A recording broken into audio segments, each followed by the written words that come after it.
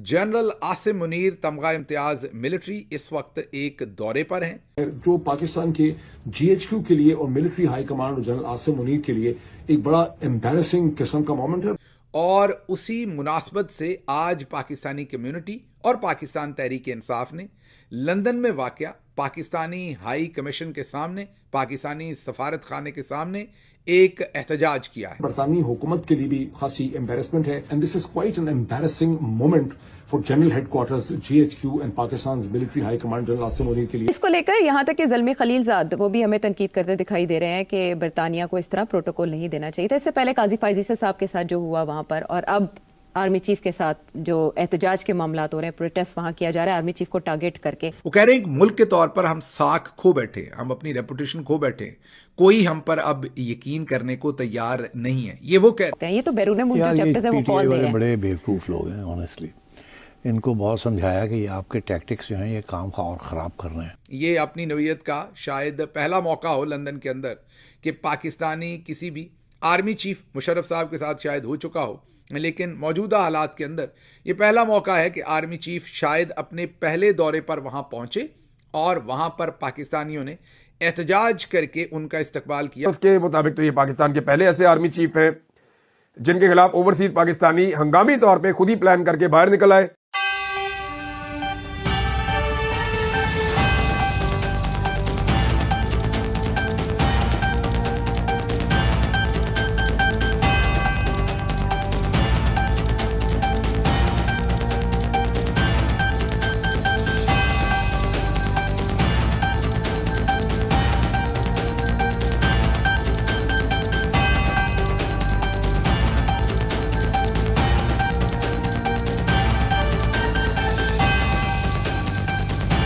Army chief पिछले हफ्ते सिपा सालार तो आजकल बरतानिया के विजिट पर हैं। जब भी पाकिस्तान के खिलाफ कोई बड़ा मुजाहरा ओवरसीज में हुआ तो वो UK में हुआ। वहाँ पर PTI के व्लॉगर्स बहुत एक्टिव रहते हैं और आर्मी चीफ को स्पेशली टारगेट करते हैं। अभी हमने मुजाहरे में भी उनकी कॉल देखी। आर्मी चीफ की meeting with the home secretary and UK national security adviser से क्या इस जिम्मे में हुई होगी या इस तरह के इश्यूज उठाए गए होंगे? क्या जरूर इश्यूज, दो किस्म के इश्यूज उठा सकते थे, मुझे नहीं पता, but if I were there I would have raised to issues. Number one कि आपके लोग और आपकी हुकूमत और आपकी एम्बेसी इन इस्लामाबाद ये they talk about things which are really internal matters of Pakistan.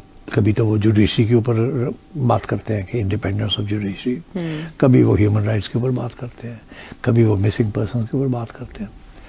तो हमारे ये प्रॉब्लम्स हैं।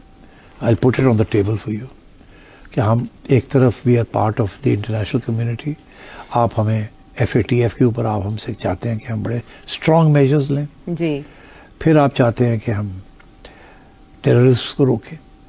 तो हम कैसे रोकेंगे अगर हमें सपोर्ट नहीं मिलेगी फ्रॉम द जुडिशरी और कानून। अब कानून साजी तो हमारा हक बनता है। हम ये सब कुछ जो कर रहे हैं कि नेशनल सिक्योरिटी के लिए कर रहे हैं, हम कोई अपने आप को बचाने के लिए तो नहीं कर रहे। This is about Pakistan, it's not about a regime. तो हम चाहते हैं कि थोड़ी सी सिंपैथी के साथ आप देखें, हमारे बड़े सख्त मुश्किल हालात हैं और आप ही हैं जो सबसे ज्यादा हम पे प्रेशर डाले हुए हैं। इकोनॉमिक प्रेशर भी आपकी तरफ से भी है, पॉलिटिकल प्रेशर भी आपकी तरफ से है, और उसके बाद फिर आप हमें कहते हैं कि ये भी ना करें, ये भी ना करें, ये भी ना करें। ये कैसे हो सकता है? How can we deal with all these issues together? तो इसलिए we need a little bit of more sympathy. We want to stabilize Pakistan. We want to get rid of terrorism. We want to get rid of Islamic extremism. These are issues that are your issues as well. Would you like Pakistan to go under? Would you want terrorists to succeed? Would you want इंतहा पसंद to exceed? हम nuclear power है, don't you think those things need to be looked after? तो हम तो ये सोच के हम इस मुल्क को स्टेबलाइज करने की कोशिश कर रहे हैं। And I am not responsible को पहले क्या होता रहा है। तो अब आप देख सकते हैं कि यहाँ पर आर्मी चीफ जो है वो बाकायदा एक प्राइम मिनिस्टर या सदर या हेड ऑफ स्टेट की तरह एक्ट करते हैं पाकिस्तानी आर्मी चीफ। और हमेशा आपको सऊदी अरब हो या आपको UAE हो या आपको वाशिंगटन हो या लंदन हो या दूसरे सेंटर्स हों, आपको आर्मी चीफ जो है वो मुकम्मल हुकूमत चलाते हुए नज़र आएंगे, एक हुकूमती लेवल के तौर पर इंटरेक्ट करते नज़र आएंगे। इसी तरह जो अहम शख्सियत पाकिस्तान आती है वो भी आर्मी चीफ को वहाँ पर ज़रूर मिलती है और आर्मी चीफ उनसे मिलते हैं। तो पूरी दुनिया को भी पता پتا ہے کہ اصل طاقت پاکستان میں کس کے پاس ہے اور معاملات کس کے ساتھ طے کرنے ہیں اور معاملات کو کیسے مینج کرنا ہے. تو اس لیے ہندوستان کا جو آرمی چیف ہے اس کو یہ سب کچھ کی اجازت نہیں ہے, ورنہ وہ بھی یہ کر کے بڑا شوق فرمائیں, ان کو یہ اجازت نہیں ہے. ان کا جو سسٹم ہے اس میں وہ 2+2 کی انٹریکشن کرتے ہیں, 2 لوگ وہاں سے, ایک ان کا جو ڈیفنس منسٹر ہوتا ہے اور دوسرا ان کا جو نیشنل سیکیورٹی کا ایڈوائزر ہے, وہ 2 لوگ ادھر سے ہوتے ہیں, اور اسی طرح برطانیہ کے 2 لوگ, اسی طرح جو اگر وہ امریکہ سے کر رہے ہیں تو پھر ان کے 2 لوگ, اور اگر اسی طرح وہ آسٹریلیا سے کر رہے ہیں تو ان کے 2 لوگ. تو ان کے وہی 2 لوگ جو پولیٹیکل اپوائنٹی ہے, ایک نیشنل سیکیورٹی کے جو پرائم منسٹر کو رپورٹ کرتے ہیں اور دوسرے وزیر دفاع جو پرائم منسٹر کو رپورٹ کرتے ہیں, وہی تمام معاملات کو ڈیل کرتے ہیں. جو پاکستان کے GHQ کے لیے اور military high command general Asim Munir کے لیے ایک بڑا امبیرسنگ قسم کا مومنٹ ہے. برطانوی حکومت کے لیے بھی خاصی امبیرسمنٹ ہے جنہوں نے جنرل عاصم منیر کو برطانیہ میں بلایا ہوا ہے. پاکستان کے army chief general Asim Munir تمغہ امتیاز ملٹری کا جو برطانیہ کا دورہ ہے اس کے خلاف, and this is quite an embarrassing moment for general headquarters GHQ and Pakistan military high command general Asim Munir کے لیے تو ہے. اس وقت ان کی ریپوٹیشن بہت زیادہ خراب ہے اسلام آباد کے قتل عام اور میسیکر کے بعد, جس کا ایکسپریشن امریکہ کے انویسٹر زلمے خلیلزاد جو افغانستان اور عراق میں انویسٹر رہ چکے ہیں اور اس وقت ٹرمپ ایڈمنسٹریشن کے بہت قریب ہیں, ریپبلکن ہیں, انہوں نے اپنے ایک ٹویٹ کے ذریعے کیا ہے جس کو ہزاروں دفعہ ری ٹویٹ ہوا ہے, لاکھوں لوگ اس کو میرا خیال ہے پڑھ چکے ہیں.